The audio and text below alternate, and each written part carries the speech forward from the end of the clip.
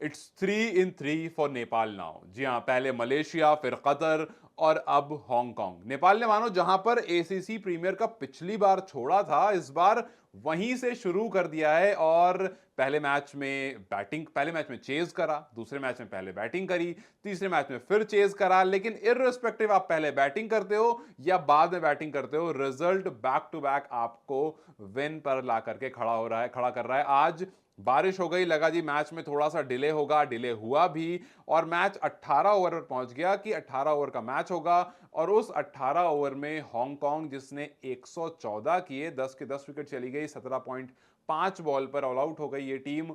उस टोटल को नेपाल ने महज 12.2 बॉल में चेज कर लिया। जी हां, 12.2 बॉल में, मतलब बहुत इजीली। और आज हर वो चीज हुई जो अब से पहले डिमांड की जा रही थी।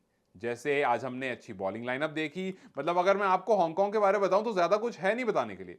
अंशुमन रथ 34 रन स्कोर करते हैं 26 बॉल में, और सेकंड हाईएस्ट जो है वो जिशान अली हैं 14 रन पर। अब आप सोच लीजिए, सेकंड हाईएस्ट 14 रन है तो क्या स्कोर रहा होगा। 7 खिलाड़ी ऐसे हैं जो सिंगल डिजिट पर आउट हुए हैं। वहीं अगर आप नेपाल की तरफ देखेंगे तो बॉलिंग डिपार्टमेंट जो थोड़ा सा लैग कर रहा था, आज फाइनली कारण केसी अच्छी स्टार्ट दिलाते हैं। 4 ओवर 24 रन, 6 का इकोनॉमी, 1 विकेट उनको मिलती है। ये एक डिमांड रहती है, अगर आपका शुरू का गेंदबाज, आपका प्रीमियम बॉलर अगर आपको विकेट लेकर के देता है तो वहां पर जाकर के आपका जो स्ट्रेंथ है ना वो दिखता है। और आज 4 ओवर जब करण केसी ने करे, उस 4 ओवर में रन भी आपने कम कंसीड करे, टी20 क्रिकेट के हिसाब से आपको 1 विकेट भी मिली, आपका 6 का इकोनॉमी रहा, तो आपके साथ जो गेंदबाज थे उनको भी बूस्ट मिला। और सोमपाल कामी, विकेट हालांकि नहीं मिली, अभी विकेट की तलाश जरूर कर रहे हैं, लेकिन 3 ओवर में 23 रन, 7.5 का economy, which is a good economy in T20 cricket. वहीं गुलशन झा को अगर आप देखेंगे, 2 ओवर 15 रन, इनका भी 7.5 का इकोनॉमी रहा, वहां पर 7.7 का इकोनॉमी था सोमपाल कामी का, 7.5 का गुलशन झा का रहा। लेकिन उसके बाद अविनाश बोरा जब से ओमान की जमीन पर आए हैं, ऐसा लगता है ये वापस से उसी ओमान वाले एक्शन में आ गए हैं। क्योंकि इस सीरीज से पहले इन पर काफी सवाल हो रहे थे, लेकिन स्लो पिचेस पर, और उस पिचेस पर जहां पर स्लोअर वंस, जहां पर कटर्स आप यूज करते हो, जहां पर पेसर्स को वेरिएशन करना होता है, मानो उस पिच पर अविनाश को बहुत अच्छे से पता है कि गेंदबाजी करनी कैसे है। 4 ओवर बॉलिंग कराते हैं, 29 रन देते हैं, 3 विकेट लेकर के जाते हैं, और 7.2 का इनका इकोनॉमी होता है। और अविनाश आने के बाद पहले जितने सवाल इन पर हो रहे थे, जितना क्रिटिसिज्म इनको देखकर झेलना पड़ रहा था, उसके बाद अब आकर के ऐसा लग रहा है अविनाश अपना असल रंग दिखा रहे हैं और बताते हैं कि उनकी क्या इंपॉर्टेंस है इस टीम में। उसके बाद ललित राजवंशी 4 ओवर में महज 14 रन, एक मेडन। आप सोचो, 4 ओवर में एक मेडन डाल रहा है टी20 क्रिकेट में, 2 विकेट आपको लेकर के दे रहा है, सिर्फ और सिर्फ 14 रन कंसीड करा रहा है, 3.5 का इकोनॉमी। मतलब आप इससे ज्यादा और क्या डिमांड करोगे गेंदबाज से। और फिर उसके बाद द टाइगर दीपेंद्र सिंह आयरी, ज्यादा गेंदबाजी करने का मौका मिला नहीं, 0.5 ओवर्स ही करे, लेकिन उसमें 2 विकेट ले ली भाई। जी हाँ, 1 ओवर भी कंप्लीट नहीं करा, लेकिन उसमें 2 विकेट ले ली, केवल 6 रन दिए, 7.2 का इकोनॉमी। आप सोचो ना, सबसे ज्यादा इकोनॉमी जो है वो सोमपाल कामी का 7.7, which is a good economy.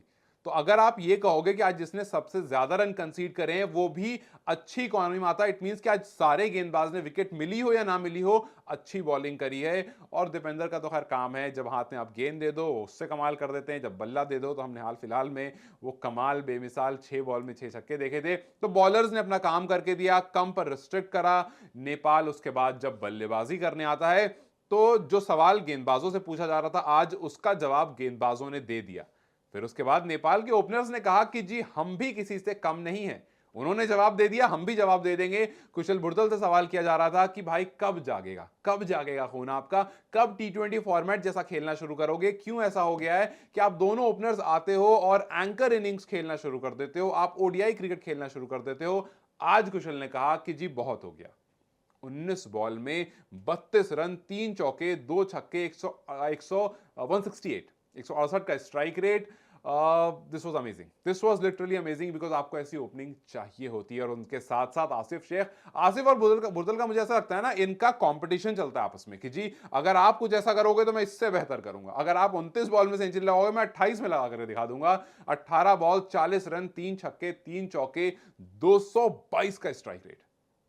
जिस बंदे पर यह सवाल उठ रहा था कि जी इसको हटा दो, ये ओडीआई और टेस्ट जैसा खेलता है या एंकर इनिंग करता है, और उसके बारे में कुछ लोग ये बात कर रहे थे कि इसकी शायद उतनी जरूरत नहीं है, बेहतर ये आप किसी और बल्लेबाज को ले आओ जो आपको थोड़ा सा फास्ट खेल कर दिखा दे, थोड़ा स्ट्राइक रेट ऊपर करके दिखा दे। आसिफ ने कहा कि ये काम हम खुद कर सकते हैं, हांगकांग है तो क्या हुआ, चलो मजबूत टीम के सामने ही मारना शुरू करते हैं, कमजोर के सामने तो छोड़ दिया था। 222 के स्ट्राइक रेट से 3 चौका 3 छक्का 18 बॉल में 40 रन मार करके बता दिया कि दम हम में भी उतना ही है, बस थोड़ी मजबूत टीम आने दो, उसके सामने हम प्रहार करेंगे। और फिर उसके बाद कुछ बचा ही नहीं था। उसके बाद रोहित पटेल थे, 20 बॉल में 25 रन, जरूरत भी नहीं थी इससे ज्यादा कुछ की। संदीप जोरा थे, 19 रन 17 बॉल। और कुछ इस तरह से नेपाल ने बैक टू बैक तीसरी विक्ट्री अपनी हासिल कर ली है।